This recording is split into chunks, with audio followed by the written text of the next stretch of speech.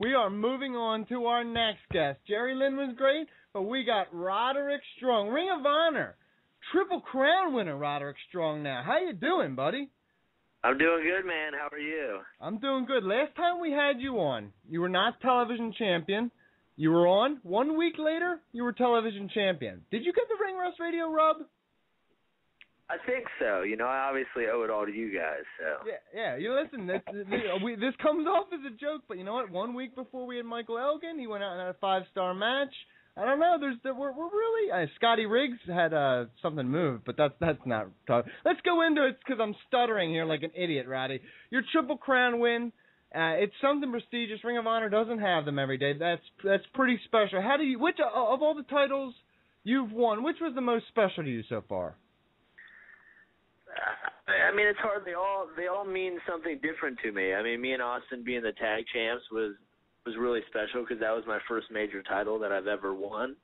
You know, be it with a partner, but I mean, he's someone that's like one of my best friends. So I mean, that was a really good, you know, accomplishment just personally and professionally. And the world title was something, you know, obviously you want to be the best, and that, you know, holding that belt means you're the best. And, I mean, so that was pretty special. And the television title and becoming the second Triple Crown winner in Ring of Honor history, you know, means not only did I make history that night, I mean, my name's going to be etched in stone forever in the Ring of Honor books. So, I mean, it was very special, just all different ways. Yeah, listen, man, it was a great night to see you win that. But now, listen, now you got a tough challenge at Best in the World. And this show is promising to be amazing. This 3-way elimination match for the TV title is just stacked to the hills. You got you defending the title against Jay Lethal and Tommaso Ciampa. I'm sure I brutalized his name. Tell him I apologize before he kills me. No, I did. Tommaso Ciampa. I mean, just screw it up as much as you want. It really doesn't matter. So. Oh, healing it, keeping it healed. That's awesome. What do you expect from that match? I expect nothing but greatness. What do you expect? I mean, I just expect to come out, you know, still the Ring of Honor World Television Champion. I mean, obviously, Tommaso has some issues with Jay Lethal that he just can't let go. So, you know, my plan is to let those guys focus on each other for a little bit and then just capitalize when need be and, you know, walk out of New York City still the champion. Mike Chiari? Yeah, Roderick. You know, you've had a whole bunch of classic matches during your time in ROH, you know, with stars like CM Punk, Bryan Danielson. But I was just wondering what you would consider to be your favorite match with the company so far and why. Man, I have quite a few. I mean, one of the more recent ones was the Iron Man match between me and the 2 out of 3 falls match with me and Eddie Edwards was probably my favorite match that I've had in the past couple of years. So, I mean, other than that, it's hard to pinpoint one over my career because, like you said, I've had a ton of good matches, and it's just, I mean, I don't know, I love them all. I'm going to jump in here real quick. Listen, I watched Border Wars live. I loved it. You fought Finlay. What did you think about fighting Finlay? Man, it was awesome. I mean, that was one of the best experiences of my life. I mean, Fit brings something different than anyone in Ring of Honor history brings. I mean, he's got a ton of experience, and he's just, you know, brutal and intense, and he doesn't quit. He keeps moving towards you, and it's something, you know, we have a lot of intense, like, athletic guys, but knowing what the experience he has and, you know, someone that can do the damage that he can. So, I mean, it was an amazing experience, and I was excited to actually, you know, work a legend like that, so. And obviously he came on, you know, on the losing side of that. So that was pretty sweet. Brandon Galvin. Hey, Roderick, how does your mentality change when going into a triple threat match as opposed to a singles match? The thing with a triple threat match is you always have to watch your back. I mean, the thing that really sucks about this match is it's elimination style. So I mean, I could, which I won't, be the first one out of there and not even actually officially lose my title. So, I mean, something like that, you just got to keep your head on the swivel. And like I said, those two guys have some issues that they just can't let go. So I'll let those guys work those out, and then I'll just capitalize when my time is right. MC?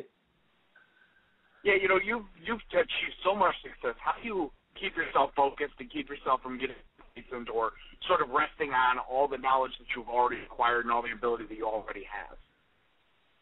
I mean, never being satisfied. You know, being confident in what I do and knowing, you know, what I do well, but never being satisfied and realizing that I can get better all the time. You know, once you get content in your position or content with your abilities at something, you know, everyone else is just going to pass you by, and that's something I try to keep moving forward. And you know, in the wrestling ring, in the gym, everything, just progressing and, you know, just making myself better every time out there. All right, listen. I'll bring him on for 1 second here. Listen, you're just a guy. You're just Roderick Strong. You're a great wrestler. You've been around this business for a long time. You're so young, kid, but you got some years under your belt. Any guy currently wrestling, any federation across the board, you got one match. Who's it going to be? Kurt Angle. Really? Why? Tell me why. Because I need a rematch. I wrestled him once, and it wasn't fair. I was a young child in the business, and I think, you know, if I had an opportunity right now, you know, as you guys call it, 5-star classics, I think me and Kurt would be able to do it. Okay, Kurt still got it. He could totally do it. I know you got it in you. So, hell, would you ever consider going back to TNA? I consider going anywhere if the money's right. That's the key. Obviously, it is a business. As much as I love it, and as much as a lot of people love it, at the end of the day, it is a business, and you have to do what's best for yourself and your future. So, I would never say I would never go anywhere. Hey, got to pay the bills, man. Ain't no shame in that. Mike Chiari? Yeah, Rod, like Donnie said, you're still very young.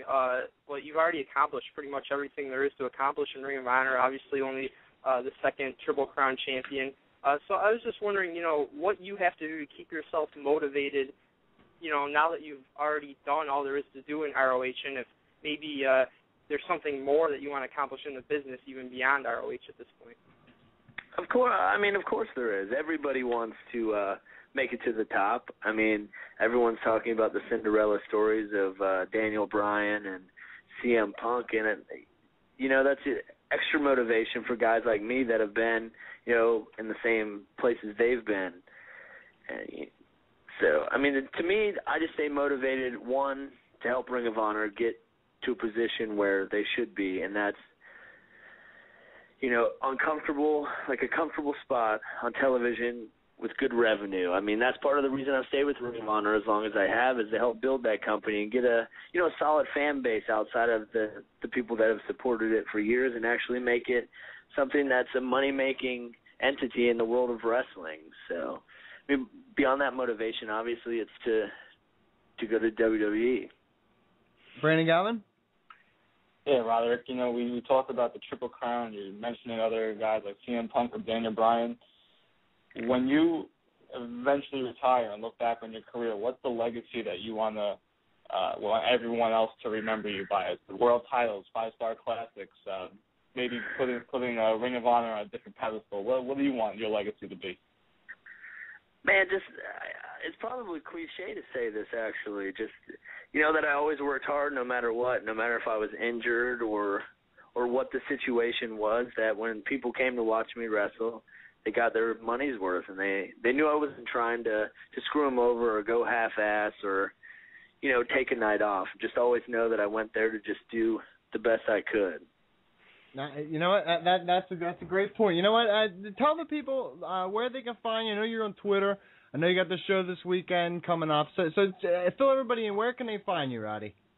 Man, you can find me on Twitter at Roderick Strong. You can find me, you know, go like my Facebook page and post pictures from events you're at, and that's just Roderick Strong on the Facebook. And I mean, people that you know want to shoot me emails and stuff and just ask questions randomly. I mean, most of the time I'll get to them unless they're dumb questions that I've answered 1,000 times, like how I started wrestling. But that's at roderickstrong@yahoo.com. So, I mean, hit me up on Twitter, Facebook, or email me, whatever works.